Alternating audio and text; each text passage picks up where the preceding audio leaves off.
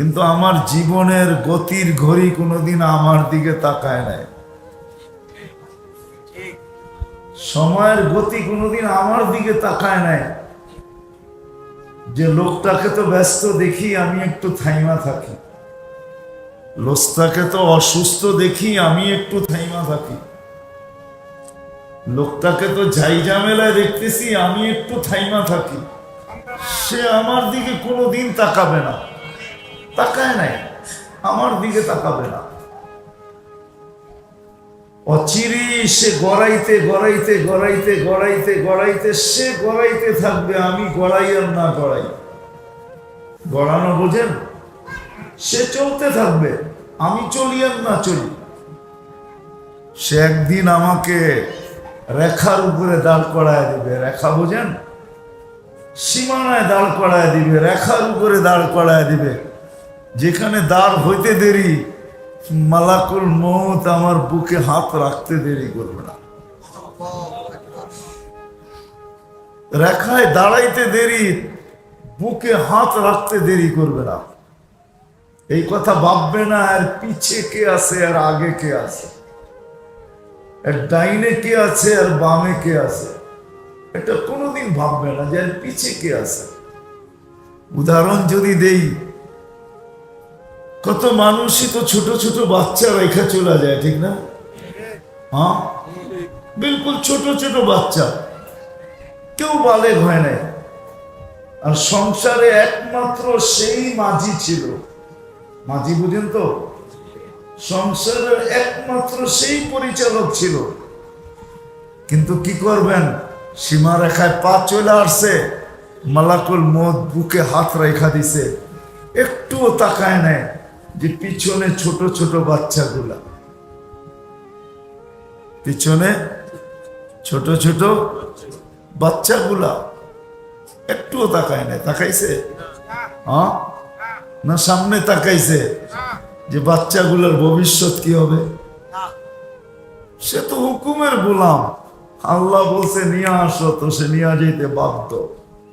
নিয়ে যাবে না, ডাইনে না পিছে তাকায় দেখবে, না সামনে দেখবে, না ডাইনে দেখবে না বামে দেখবে। উঠানের দরকার, সে উঠায় নিয়ে যাবে। আর এটাই সত্য। এরকম দৃষ্টান্তে দুনিয়াটা ভরা, ঠিক না? কিতাবে পাওয়া যায়। আল্লাহ কোন পর্বে জিজ্ঞাসা করছিলেন মালাকুল মউত রে, যে অপারেশনে কখনো দিলে ব্যথা লাগছে? অপারেশন বোঝেন তো, যে তুমি যে নিয়ে যাও কখনো দিলে ধাক্কা লাগছে? কয় 2 বার লাগছে। কোন 2 বার? কিতাবে লেখা আছে কোন 2 বার? বলছে বন্যা চলতেছিল, প্লাবন চলতেছিল, এক নারী প্রেগনেন্ট অবস্থায় কাঠের উপরে ভাসতেছিল, আর ওইখানেই বাচ্চা প্রসব। ওই মুহূর্তে আপনি বলছিলেন যে বাচ্চা রেখা মাকে নিয়ে আসো। তখন বড় ধাক্কা লাগছে, চতুর্দিকে তো পানি আর পানি, কাঠের উপরে ভাসমান মাকে যদি নিয়ে যাই তো বাচ্চার কি হবে? তখন একটু ধাক্কা লাগছে। বলে দ্বিতীয়, সাদ্দাত যখন জান্নাত কমপ্লিট করলো, কারিগররা যখন বলল যে কমপ্লিট, দেখা শুধু সিগনেচার করে দেন। দেখা কি, বাড়ি যখন কেউ বানায়, বানায় তো রাজমিস্ত্রি, ঠিক না? যখন কমপ্লিট হয়ে যায় তখন মালিককে কি বলে, দেখেন তো ঠিক আছে কিনা, দেখা আমাদেরকে কমপ্লিট বইলা আমাদের বিল পরিশোধ করে দেন, ঠিক না? এই তো বলছে দেখা সিগনেচার করে দেন যে কমপ্লিট।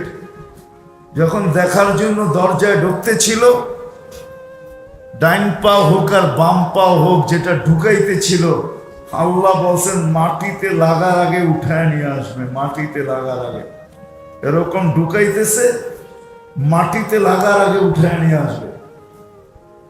কয় যে ওই দিন বড় ধাক্কা লাগছে, যে বানাইলো জান্নাত, একটু দেখা গেলে কি হইতো, ঠিক না? একটু দেখা গেলে কি হইতো? একটু দেখতেও দিলেন না। এত খরচ করে বানাইলো, এত ডিজাইনার দিয়ে বানাইলো। আপনার প্রতিযোগী ছিল বটে, আপনার প্রতিযোগিতায় জান্নাত বানায় ফেলছে, কিন্তু একটু দেখতো যে বানাইলো কি। আল্লাহ বলে ওই কাঠের উপরে বাচ্চাটাই এই বাচ্চাটা, কাঠের উপরের বাচ্চাটাই এই বাচ্চাটা যে আমার বিরুদ্ধে জান্নাত প্রস্তুত করছে। তা আলাদা আলোচ্য বিষয় চলে যাবে, কিন্তু আমি বুঝাইতে চাইতেছি উঠায় নেওয়া যাবে, পিছনে কি এটাও দেখবে না, সামনে কি এটাও দেখবে না। হুকুম হবে, সীমা রেখায় পা দিবে, উঠায় নিয়ে চলে যাবে। কিন্তু সত্য এটাই হলো যে আমাকে মানুষ গড়তে হবে। মানুষ, শুধু মানুষ হিসেবে জন্ম নিলে হবে না। জন্ম দেওয়া, অস্তিত্ব দেওয়া আল্লাহর দায়িত্ব ছিল। আল্লাহ নিজ ইচ্ছায় মানুষ হিসাবে অস্তিত্ব দিয়েছেন, ঠিক না? অন্য কিছু দিলে কি আল্লাহর বিরুদ্ধে স্লোগান দেওয়া যেত? না, অভিযোগ করা যেত? কোনো অভিযোগ না, কোনো স্লোগান না। সদ ইচ্ছায় মানুষ বানাইছেন। মানুষ বানানো দরকার ছিল, সদ ইচ্ছায় বানায় দিছেন। মুসলমানের ঘরে জন্ম দেওয়াই দরকার ছিল, সদ ইচ্ছায় মুসলমানের ঘরে জন্ম দিছেন। সর্বশ্রেষ্ঠ নবীর উম্মত সব ইচ্ছায় বানায় দিছেন। কিন্তু আমাকে মানুষ হিসাবে গড়তে হবে। যদি আমি এই কথা বিশ্বাস করি যে আমি আল্লাহর কাছে যাব, আর আমরা সবাই আল্লাহর কাছে যাব, যে আল্লাহর কাছে যাওয়াকে বিশ্বাস করে রব্বে কাবার কসম তাকে নিজেকে মানুষ হিসাবে গড়তে হবে। আর যদি না গড়ল তাহলে ওই কথাই সত্য। যদিও মানুষ হিসাবে অস্তিত্ব নিল, সৃষ্টির সেরা হিসাবে অস্তিত্ব নিল, কিন্তু আল্লাহ বলতে বাধ্য উলাইকা কাল আনআম। মানুষ হিসাবে অস্তিত্ব নিলে কি হবে? তুমি তো মানুষ হইলে না, জানোয়ার হইলে। তুমি তো মানুষ হইলে না, জানোয়ারের চেয়েও অদম হইলে। তুমি তো মানুষ হইলে না, কুকুরের চেয়েও অদম হইলে। তুমি তো মানুষ হইলে না, তুমি তো জাহান্নামের ইন্ধন হইলে, ইন্ধন। সত্য এটাই। আমাদের এই ছোট জীবনটা কিন্তু এই জন্যই, 60-70 বছরের যে জীবনটা আমরা দেখতেছি, আমি তো 60-70 বছর বলতেছি, কিন্তু আসলে কারো জানা নাই কে কতটুকু পাবো। কারো জানা নাই কে কতটুকু পাবো। কেননা মৌত কাউকে মিস কল দিয়ে আসে না। মালাকুল মৌত কারো বাড়িতে মিস কল দিয়ে আসে না।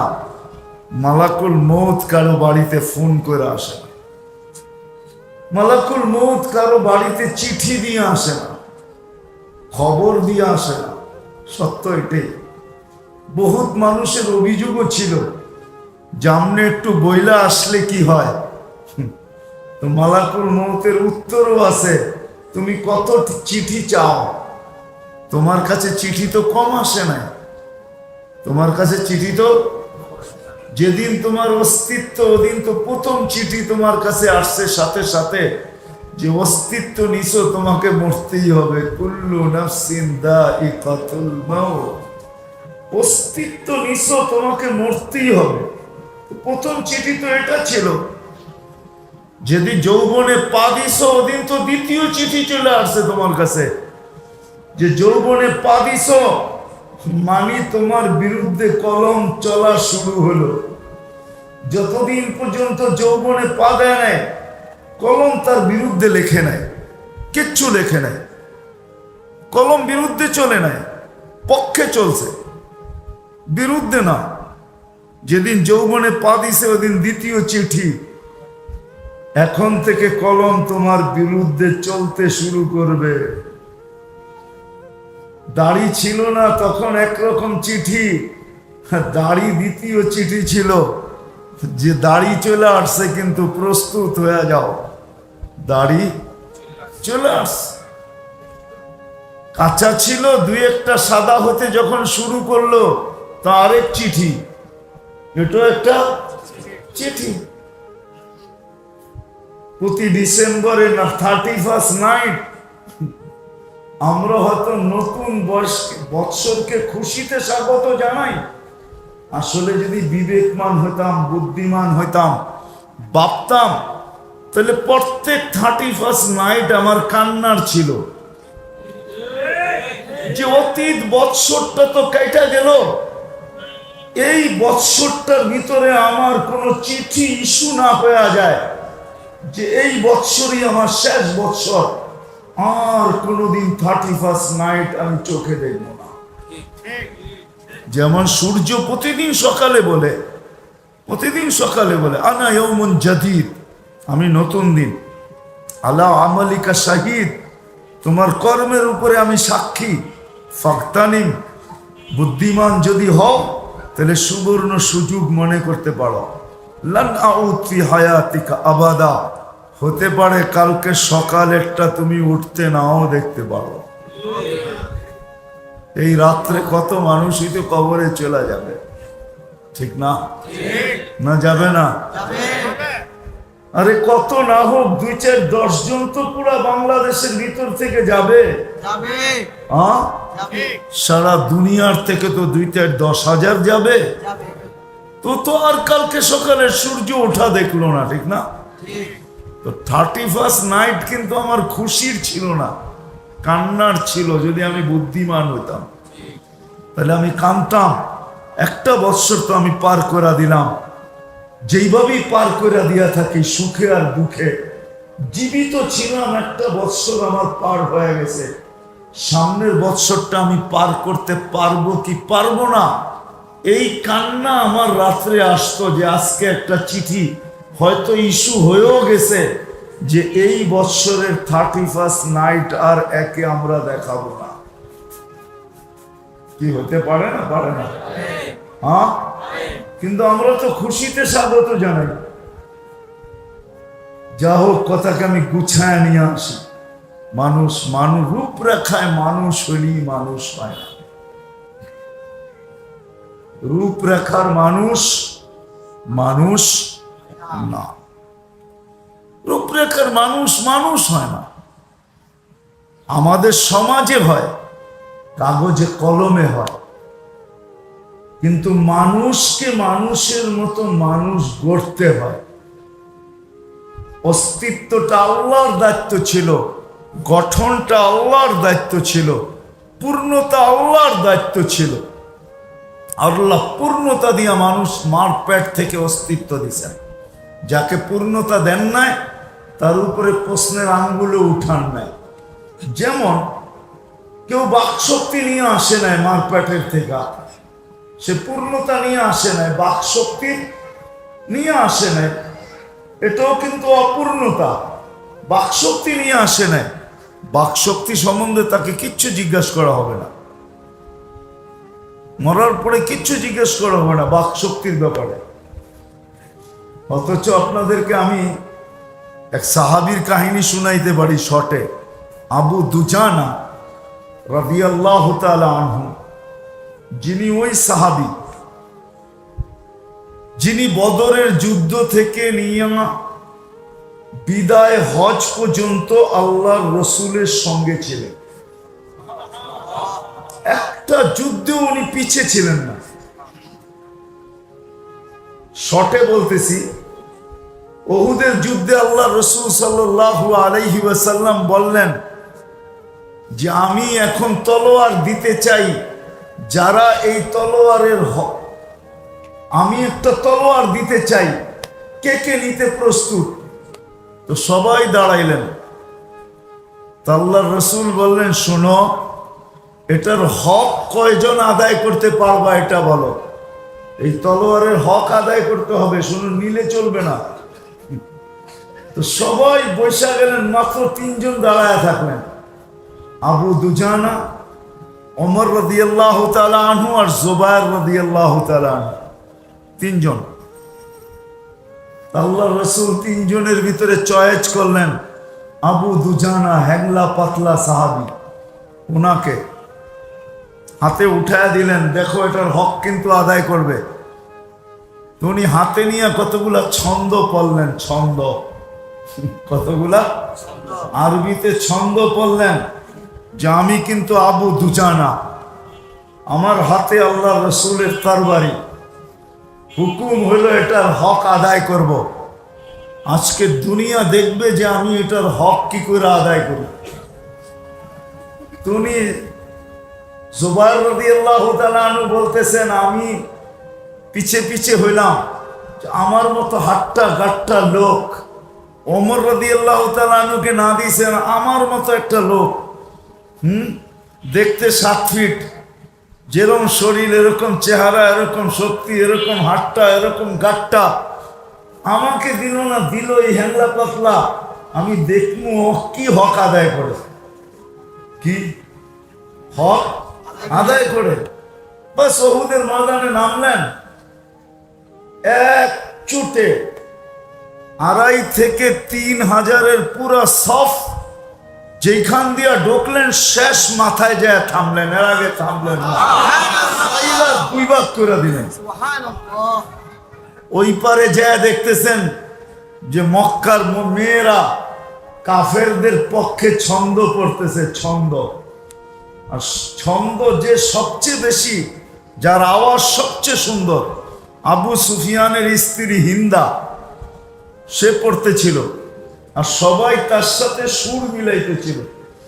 সে বলতেছিল শোনো, কাফেরদেরকে বলতেছিল শোনো, আমরা কিন্তু তারকার মেয়ে।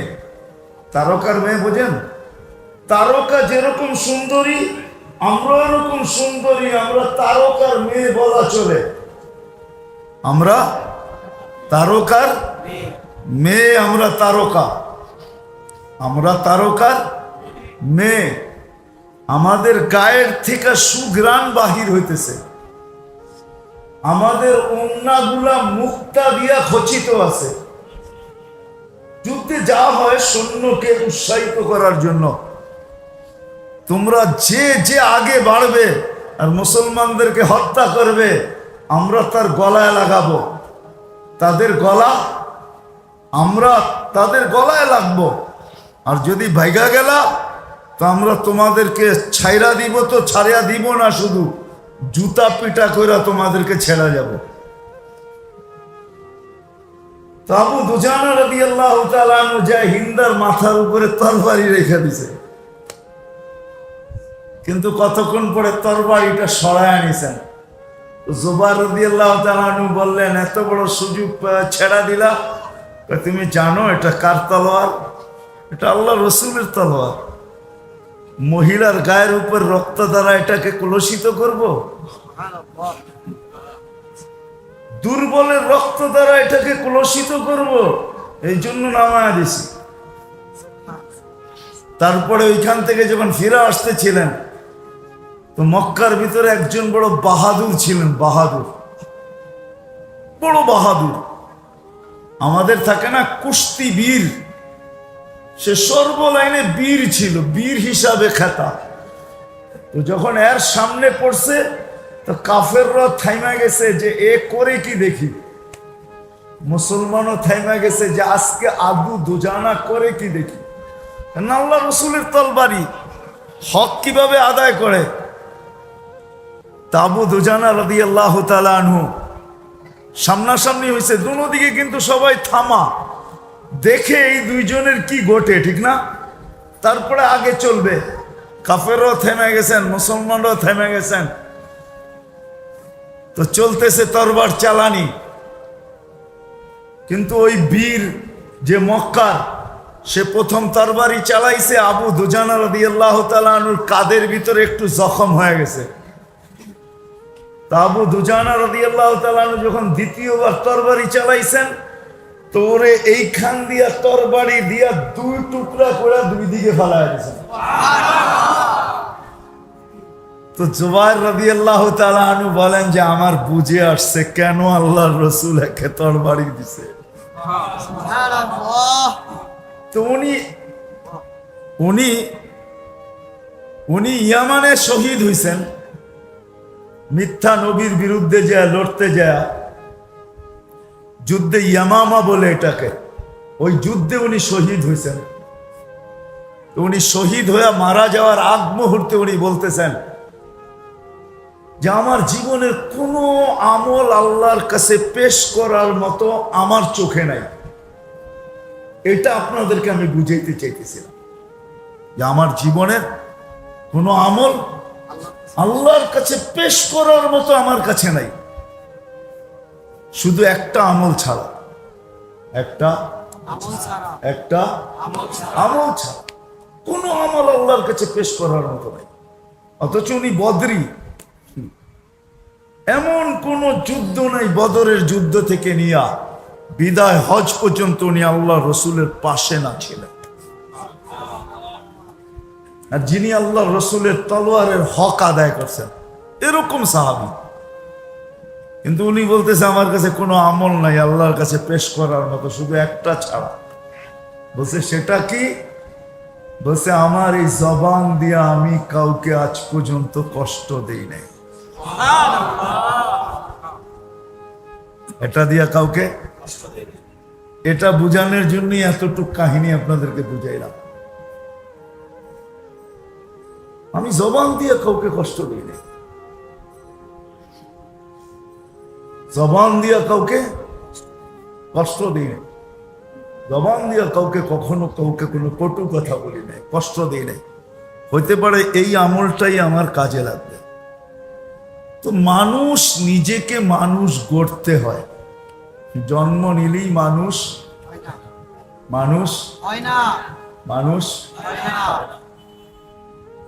নিজেকে মানুষ গড়তে হয়। বাকি আল্লাহর করণীয় আল্লাহ কমপ্লিট করছেন। যেটা বুঝাইতে বুঝাইতে এই পর্যন্ত আসছিলাম যে আল্লাহ অস্তিত্ব দিছেন, যার জবান নাই এইখান থেকে, যার বাক শক্তি নাই এখান থেকে বাহির হয়ে গেছেন। যার বাক শক্তি নাই তার বাক শক্তির কোনো হিসাবও নাই, হিসাবও নাই। যার শ্রবণ শক্তি নাই তার কোনো শ্রবণ শক্তির হিসাব নাই। আল্লাহ যাকে পূর্ণতা দেন নাই তার থেকে যেটা দেন নাই ওটার হিসাব নিবেন না। কিন্তু আল্লাহ মেহেরবানি করে আমাদেরকে মার পেটের থেকে পূর্ণতা দিয়ে অস্তিত্ব দিছেন, আবার এই পূর্ণতাকে আনতে আনতে এক পর্বে নিয়ে আসছেন। যুবককে যৌবনের পর্বে, নারীকে নারীত্বের পর্বে, পুরুষকে পুরুষত্বের পর্বে, শিক্ষিতকে শিক্ষার পর্বে, দীক্ষিতকে দীক্ষার পর্বে, এক এক পর্বে আল্লাহ নিজ ইচ্ছায় নিয়ে আসছেন। এটা আল্লাহর করণীয় ছিল। কিন্তু আপনার আমার করণীয় এতটুকুই যে নিজেকে মানুষের মতো মানুষ তৈরি করা।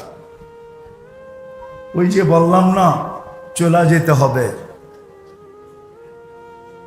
আমি হয়তো সময়ের গতির অপেক্ষা করি, কিন্তু আমার জীবনের গতিটা কোনোদিন আমার জন্য অপেক্ষা করবে না।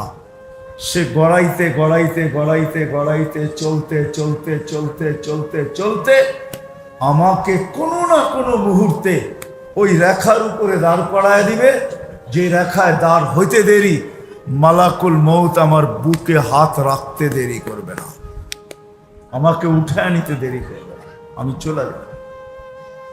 বিদায় আসেন, কথার শেষ জায়গায় আমি চলে আসছি। আসেন নিজেকে মানুষের মতো মানুষ গড়ি, শিখি যে আমি মানুষের মতো মানুষ হব কি করে, কোথায় গেলে হব, কার কাছে গেলে হব। বিষয় দুনিয়া না, কিন্তু যদি আমি এই কথা বিশ্বাস করি যে আমি আল্লাহর কাছে যাব, আর আমরা সবাই আল্লাহর কাছে যাব, যে আল্লাহর কাছে যাওয়াকে বিশ্বাস করে রব্বে কাবার কসম তাকে নিজেকে মানুষ হিসাবে গড়তে হবে। আর যদি না গড়ল তাহলে ওই কথাই সত্য, যদিও মানুষ হিসাবে অস্তিত্ব নিল, সৃষ্টির সেরা হিসাবে অস্তিত্ব নিল, কিন্তু আল্লাহ বলতে বাধ্য উলাইকা কাল আনআম। মানুষ হিসাবে অস্তিত্ব নিলে কি হবে?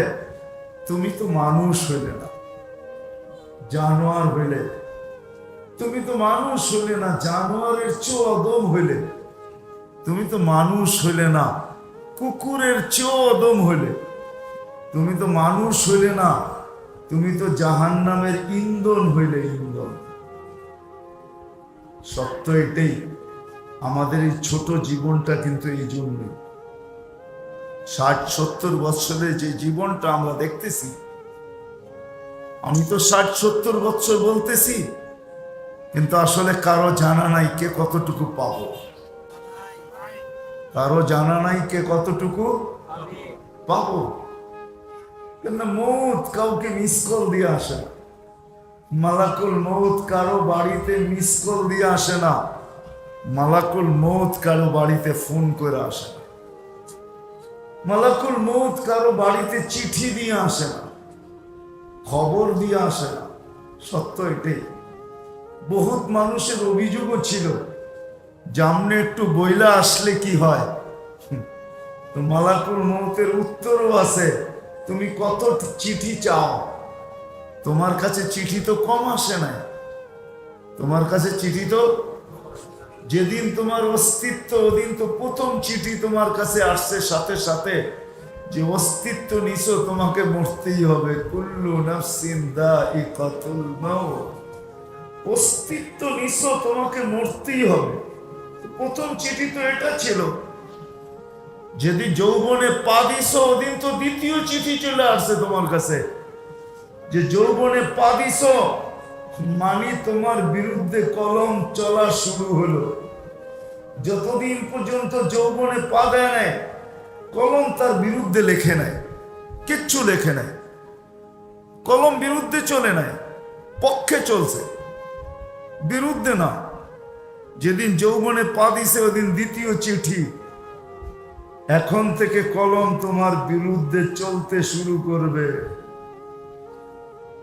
দাড়ি ছিল না তখন একরকম চিঠি, দাড়ি দ্বিতীয় চিঠি ছিল, যে দাড়ি চলে আসছে, কিন্তু প্রস্তুত হয়ে যাও, দাড়ি চলে আসছে। কাঁচা ছিল, দুই একটা সাদা হতে যখন শুরু করলো, তা আরেক চিঠি, এটা একটা চিঠি।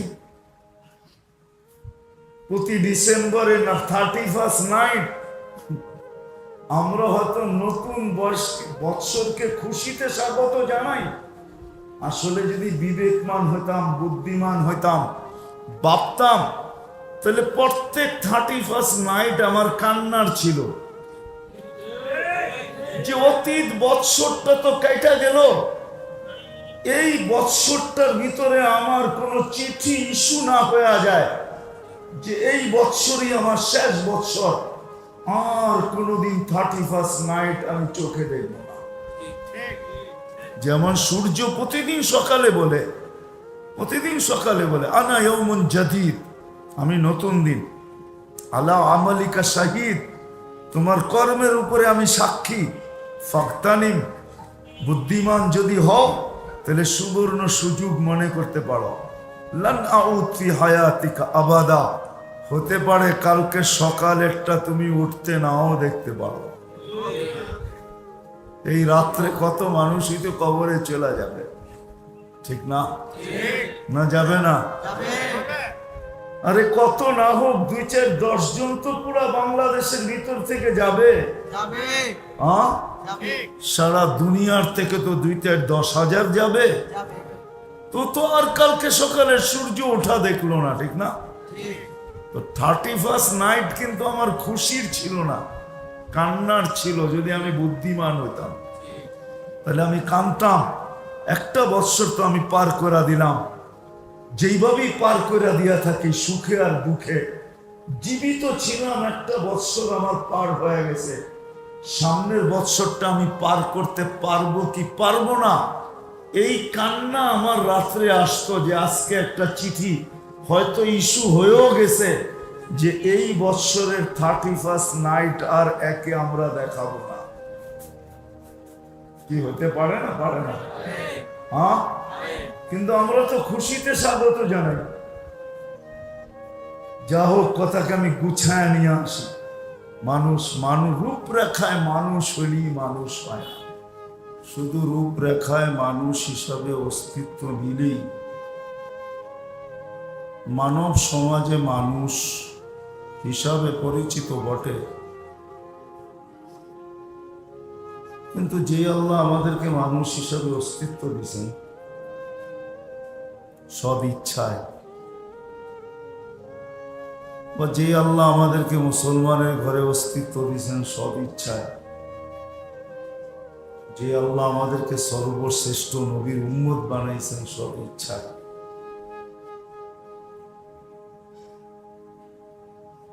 শুধু রূপরেখা নিয়ে মানুষ জন্ম নিলেই মানুষ হয় না।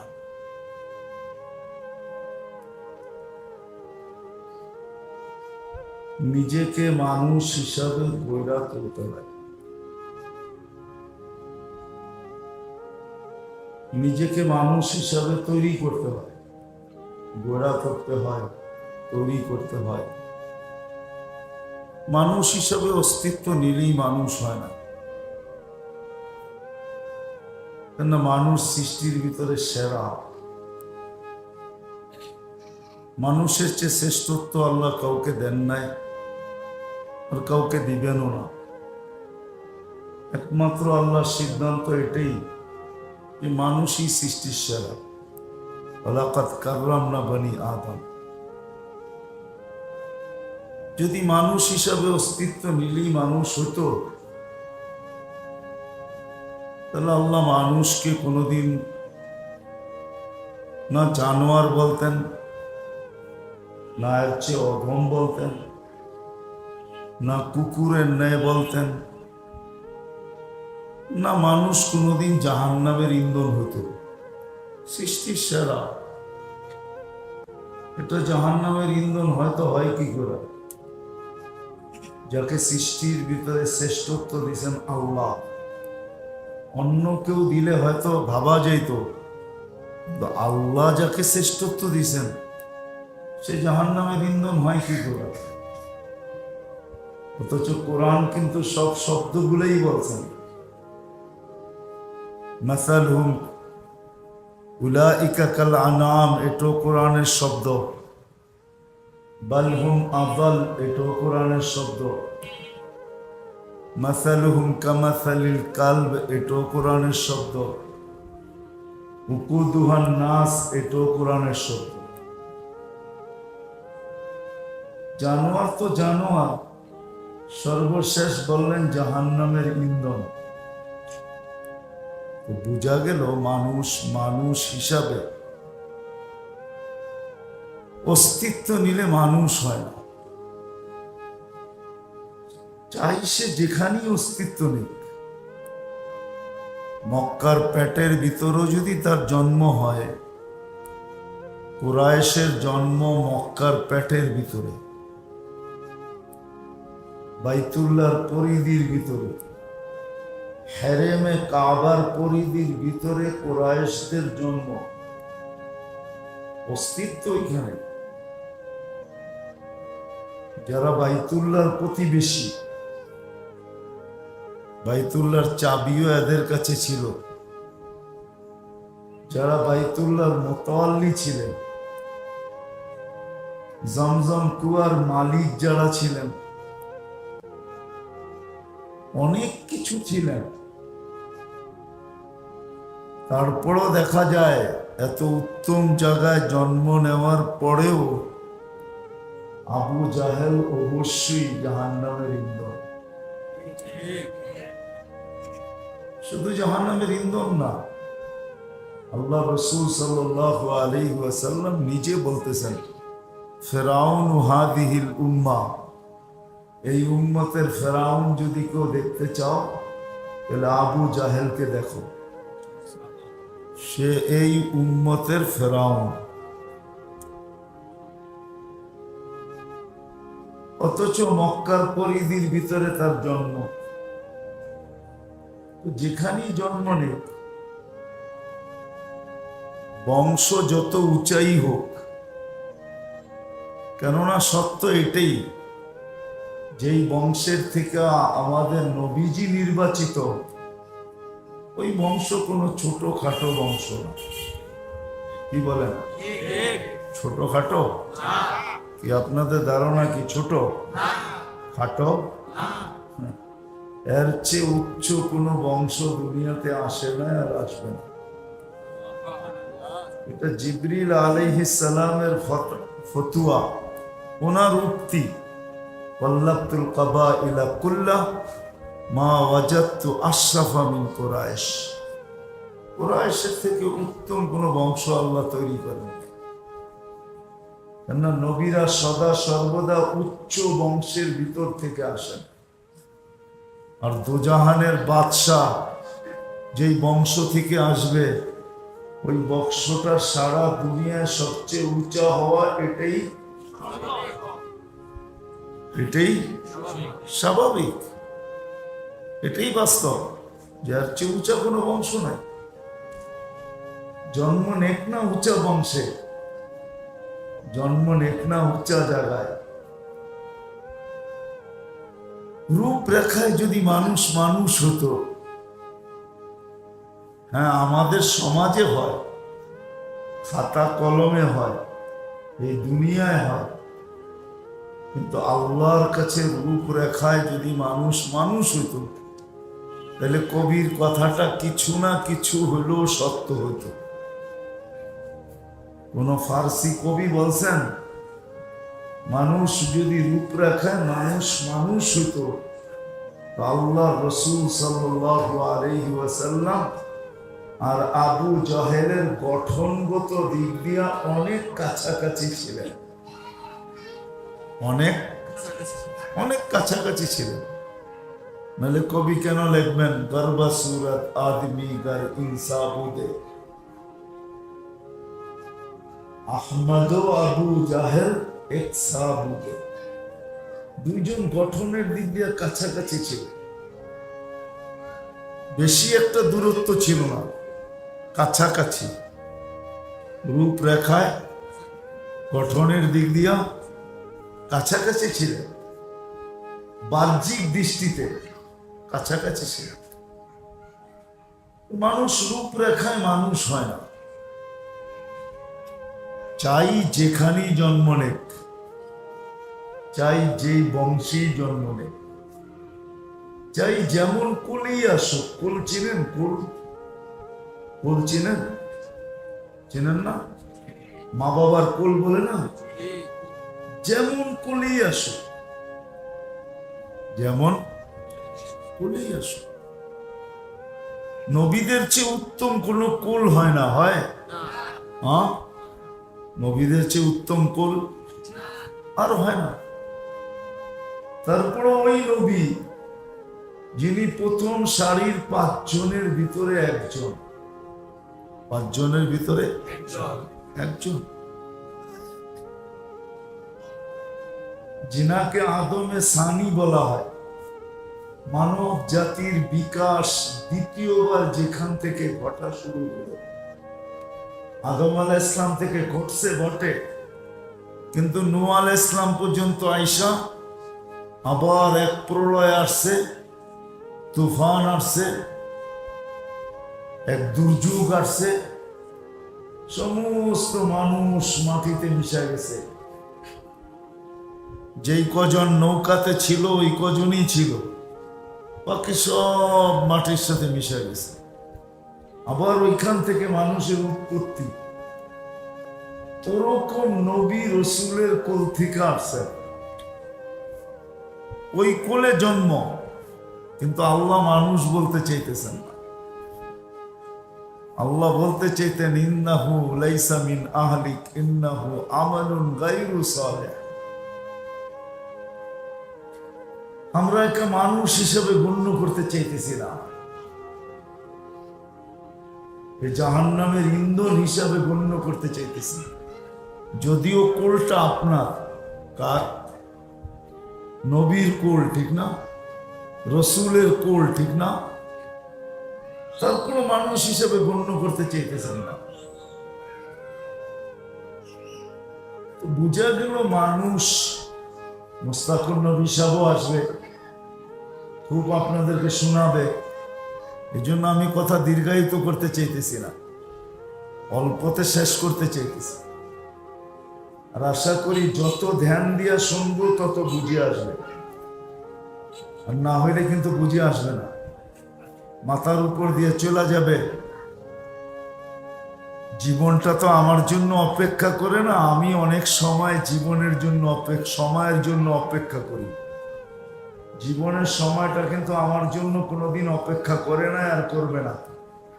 আমি হয়তো মাঝে মাঝে সময়ের জন্য অপেক্ষা করি, একটু পর পরই ঘড়ি দেখতে থাকি, এখনো 9টা বাজে নাই, 10টায় দোকান খুলবে।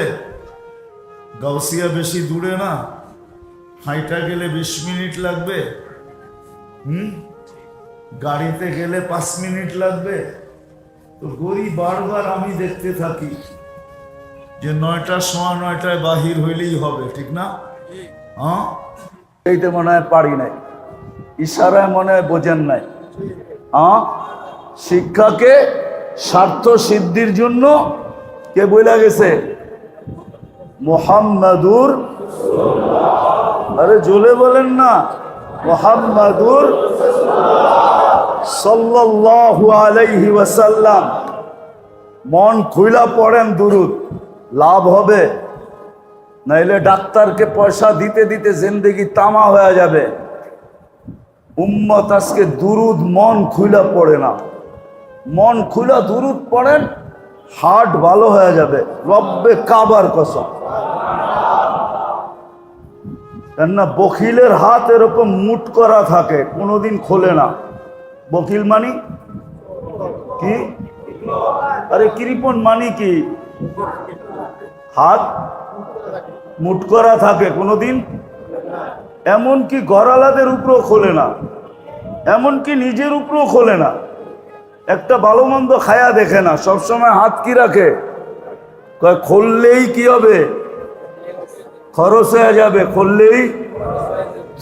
আল্লাহর রসুল বখিল বলছে, আল্লাহর রসুল বখিল বলছে যে আল্লাহর রসুলের নাম শুনলো মন খুলা দুরুদ পড়লো না, ও বখিল।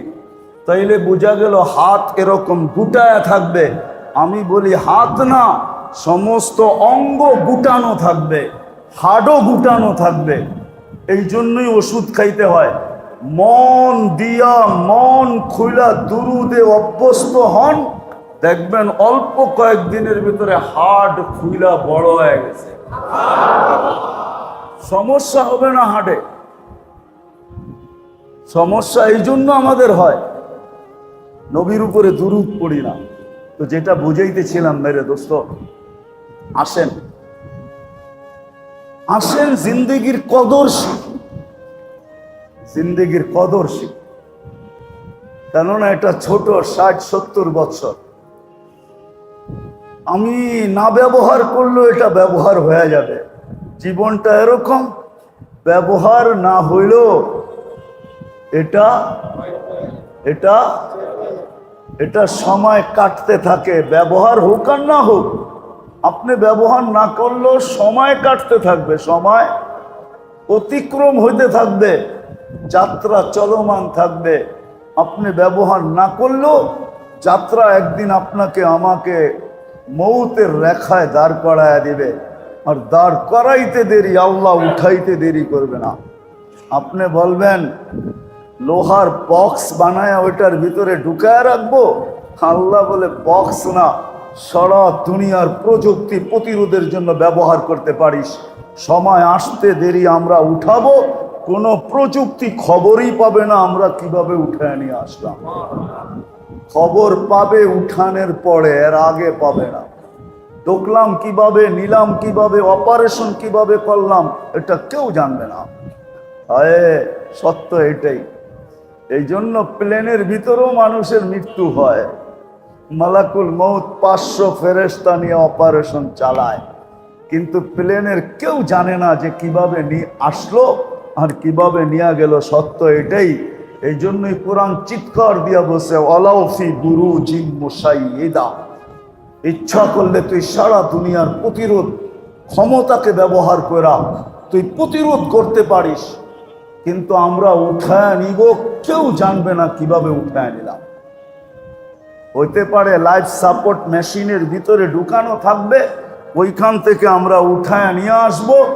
ডাক্তার একটু পড়বে, বলবে আই এম ভেরি সরি, আমি তো বড় দুঃখিত, পারলাম না রাখতে, লাইফ সাপোর্ট দিয়েও রাখতে পারলাম না। পরক্ষণে বিরাট বড় একটা বিলের চোতা ধরায়া দিবে। হইতে পারে পরের কাছ থেকে করস করে ওইটা বিল শোধ করতে হইতে পারে। সত্য এটাই। এই জন্য আসেন একটু ধ্যান দিয়া শুনেন, তাওয়াজ্জু দিয়া, খুব মনোযোগ দিয়া। আল্লাহর হুকুম এটাই, লাইন শাকারতুম লাযীদান্নাকুম। মূল্যায়ন করবে তো দুনিয়াওয়ালারা তো বলে সোনা ফলে, দুনিয়াওয়ালা বলে হীরা ফলে, দুনিয়াওয়ালারা বলে মুক্তা ফলে, দুনিয়াওয়ালারা যাই বলো, মূল্যায়ন করো, আমরা জান্নাত ফলায় দিব। জান্নাত, হীরা আর সোনা কি দাম? সমগ্র দুনিয়া তো আল্লাহর কাছে মশার ডানার সমান দাম না, সমগ্র ভান্ডারের সাথে। যার কাছে যা ভান্ডার আছে, আল্লাহ নিজে বলছেন লাউ কানাতিদ দুনিয়া ইনদাল্লাহি জালাহা বাউদা। নবীজিকে বলছেন, নবীজি উম্মতের বিবেকের পর্দা খোলেন, বলে দেন এদেরকে, সমগ্র দুনিয়া যদি সমগ্র ভান্ডার সহ একটা মশার ডানার সমান দাম আমার কাছে হইতো, মা সাকা কাফিরান সুরবাতা মা, কোন খোদা দ্রোহীকে কোন নাফর।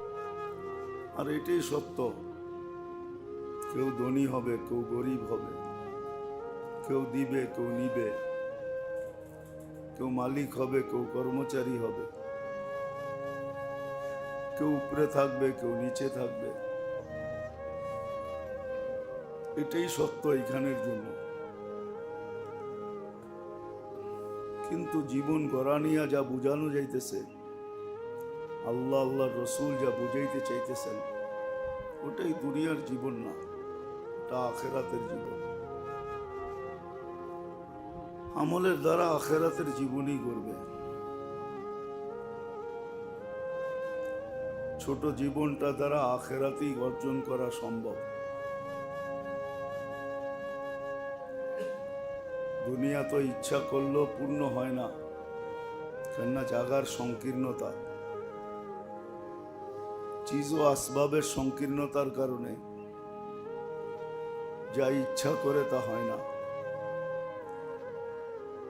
কিন্তু ঘোষণা দেওয়া আছে, যদি না দিত তাইলে হয়তো কথা হইতো। বাবার বিষয় ছিল, চিন্তার বিষয় ছিল, কিন্তু ঘোষণা দেওয়া আছে, ওয়াদা করা আছে। আসবে জীবন সবার সামনে, এমন না ঢাকা থাকবে না, লুকানো থাকবে না, ছুপানো থাকবে না, সুস্পষ্ট হবে। যেদিন আশা পূরণ হবে, এই জন্যই তো কোরআন আগের থেকে আশ্বস্ত করতেছে, মা তাস্তাহি আনফুসুকুম, তোমাদের মন যা চাবে। এখানে মন চাইলেও চক্ষু লজ্জায় অনেক কিছু করা যায় না। মন চায়, কিন্তু চোখের একটা লজ্জা আছে, এর কারণে অনেক কিছু করা যায় না। কিন্তু জান্নাতে চক্ষু লজ্জা থাকবে না, মন যা চাবে তাই করবে। আজকে মনটা কলুষিত, ওই দিন মনটা কলুষিত হবে না।